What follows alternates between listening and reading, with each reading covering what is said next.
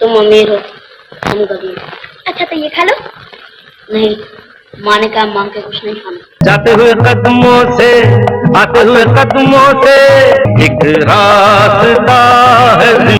राज कपूर को भारतीय सिनेमा का ग्रेटेस्ट शोमैन भी कहा जाता है। बेशक वह फिल्मी परिवार से थे, लेकिन उनकी सादगी और संघर्ष से जुड़े कई मजेदार किस्से हैं। कैसे उन्होंने गुस्से में आकर शशि कपूर को थप्पड़ जड़ दिया था, फिर खुद ही रोने भी लग गए थे। कैसे राज कपूर की एक गलती पर लता दीदी भड़क गई थी। इन सारे किस्सों से आपको रूबरू कराते हैं। नमस्कार, आप देख रहे हैं जर्नी टाइम्स का एक खास शो किस्सा। मैं हूं आपके साथ आंचल श्रीवास्तव।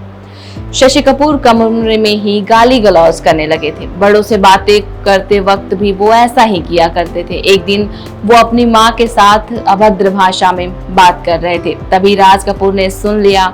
उन्होंने गुस्से में शशि कपूर को थप्पड़ जड़ दिया। ये देख शशि कपूर अचंभित रह गए। इससे पहले राज कपूर ने उन पर कभी हाथ नहीं उठाया था, यहाँ तक कि उनके माँ पिता ने भी कभी उनको नहीं मारा था। इस घटना के बाद शशि कपूर ने खुद को कमरे में बंद कर लिया और रोते रहे। कुछ समय बाद राज कपूर उन्हें मनाने के लिए कमरे में आए, लेकिन वो नहीं माने। छोटे भाई को रोता देख राज कपूर को बहुत बुरा लगा और वो खुद भी रोने लगे। शशि कपूर अक्सर कहते थे कि राज जी उनके लिए पिता के समान थे। फिल्म आवारा में उन्होंने राज कपूर के बचपन का रोल निभाया था। चलिए दूसरे किस्से की ओर रुख करते हैं कि राज कपूर की एक गलती पर लता दीदी क्यों भड़क गई थी।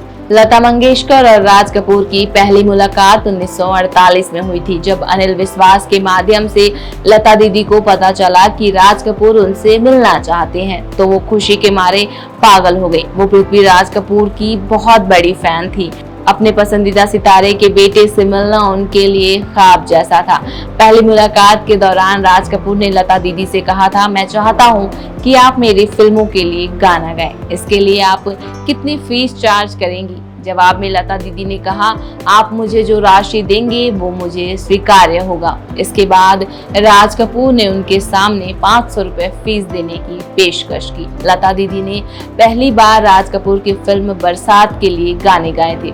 वो शास्त्रीय गायिका थे, इस वजह से उन्हें डर था कि वो कमर्शियल फिल्मों के गीत गा पाएंगी या नहीं। यह डर भी लाजमी था, क्योंकि उस वक्त तक इंडस्ट्री में उन्होंने ज्यादा काम नहीं किया था। तब राज कपूर ने उनकी कला को पहचाना और फिल्म के एक गाने जिया बेकरार में भैरवी आलाप लगाने के लिए कहा। लता दीदी ने उनकी डिमांड को पूरा किया, जिसे सुनकर राज कपूर बहुत खुश हुए।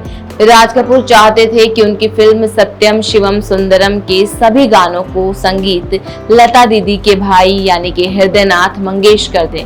हृदयनाथ मंगेशकर किसी भी फिल्म में संगीत देने के लिए तैयार नहीं थे, लेकिन लता दीदी के मनाने पर वो राजी हो गए। उस वक्त लता दीदी सिंगर मुकेश के साथ कहीं बाहर जा रही थी, तभी उन्हें पता चला कि हृदयनाथ मंगेशकर को फिल्म से निकाल दिया गया है।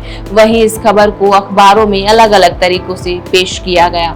ये सब देख लता दीदी भड़क गई। उन्होंने राज कपूर को फोन कर कहा, राज जी आपने ये गलत किया है। मैंने आपके कहने पर अपने भाई को फिल्म के लिए राजी किया था। राज कपूर ने हृदयनाथ मंगेशकर की जगह फिल्म के संगीत के लिए लक्ष्मीकांत प्यारेलाल को ले लिया। इस वजह से लता दीदी ने यहाँ तक कह दिया था, मैं अब आपके लिए कोई भी गीत नहीं गाऊंगी।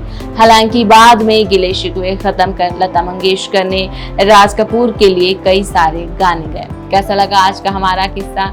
ऐसे और भी किस्से आपके लिए पेश करते रहेंगे। जब तक के लिए देखते रहिए जर्नी टाइम्स।